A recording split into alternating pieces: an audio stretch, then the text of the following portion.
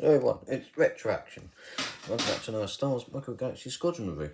This is the Star Wars Micro Galaxy Squadron Luke Skywalker's X-Wing, released by Jazzwares in 2022. This is a Series 1 Starfighter class.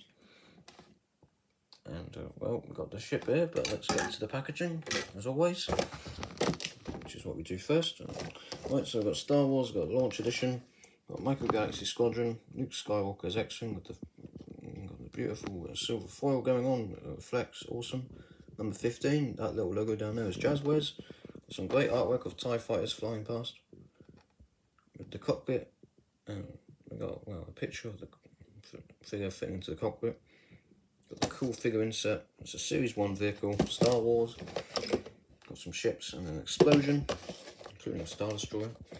Got this pretty cool running theme that they've got going out with all the ships, which is the collectible blueprint. Got pretty cool like hollow projector image. Got R2-D2 fitting into the cockpit. Got the S-foils opening up, the landing gear, and the other starfighter class, including the chasers. So that's the packaging. It's a pretty cool box. It's a shame really that it ripped. Well, shame that the boxes are kind of hard to keep in good condition because of the way you have to open them. It's not like the Action Fleet where, well, it's more like a card back. Where, you know, once you take off the card, it's kind of hard to put it back, or keep the packaging. Bit of a shame, really. Yeah. I've never seen them actually hang on a peg, so I do wish to, you know, just more like the Action Fleet boxes where the sides open up and you can just put it back in. But there we go. There's a bit more effort there though, trying to get them out. But then again, the plastic clamshells are a nightmare to get them out of. Either way, here's the X-Wing. Luke's not sitting very well in the cockpit though, is he? Let's try and sort this out. Anyway, so here's the X-Wing. Pretty cool. It's red 5, because you can see, got 5 stripes there. And there's the wash. Well, people have mixed opinions on the wash. I don't actually think the wash is too bad on this one. I mean, maybe in places over here, but where it was really bad is on the underside. The underside, it's very heavy there. But I haven't had the issue of it rubbing off on my fingers either when touching it, so as far as I'm aware. Either way, it looks pretty cool. The laser cannons look really good. The cockpit. Now, the cockpit is one part I want to pick out because it stands out with this really cool white paint they got going there, and it's nice and clear. That's fantastic. Got the engines, got nice detail all around. It looks pretty cool. Now, the engines are shortened.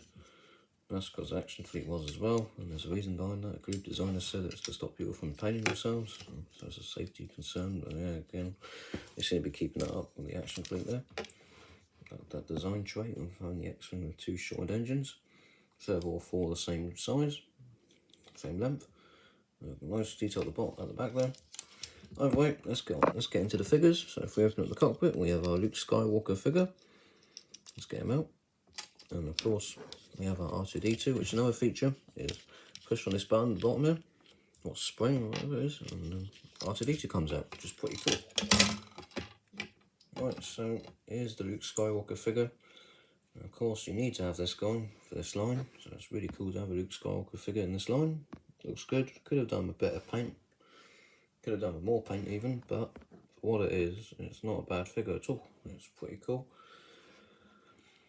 It's a shame that he's got like 2 red circles there instead of the rebel light. It's a signal, but that's probably a bit too much to ask for. Shame they didn't. Shame his suit. You know, shame they didn't pick out more deep paint. You know, put more paint on the suit, on the chest. But other than that, not too bad. It's quite a good figure. I like it. So that's so. Here's the R2-D2. Could have done more paint, but not bad.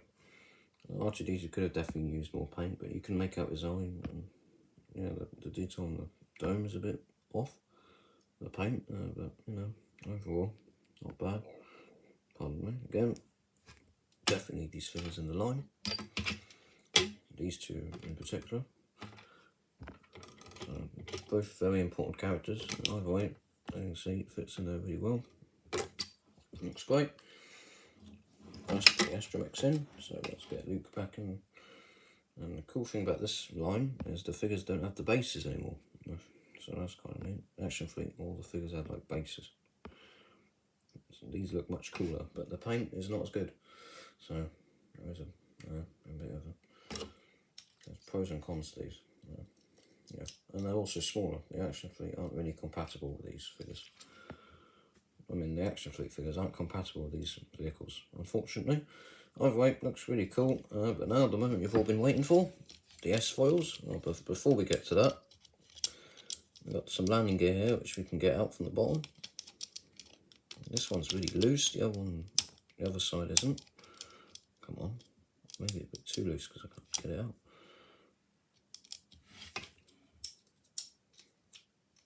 There we go.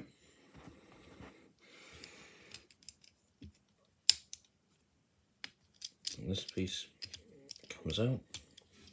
I had a bit of problem getting out landing gear on this line. It's really stiff. And the landing gear on this one in particular does look a bit strange, but it doesn't. I don't mind it as much as other people do. I did not like this. You know, I like it more than I did when I saw the pictures and reviews on this. Yeah, they've tried making the landing gear a bit more detailed than the Action Fleet, but it looks much stranger. But it does go away much easier. It doesn't leave the giant gaps that Action Fleet does. Yeah, it really closes up quite nicely. So it's all flush, which is pretty cool. And again, you didn't really have this in Action Fleet, but in Action Fleet the landing gear did look better. But yeah, this is something that I didn't like at first on this ship at all. But now I've got it in hand. It doesn't actually mind me as much as it used to.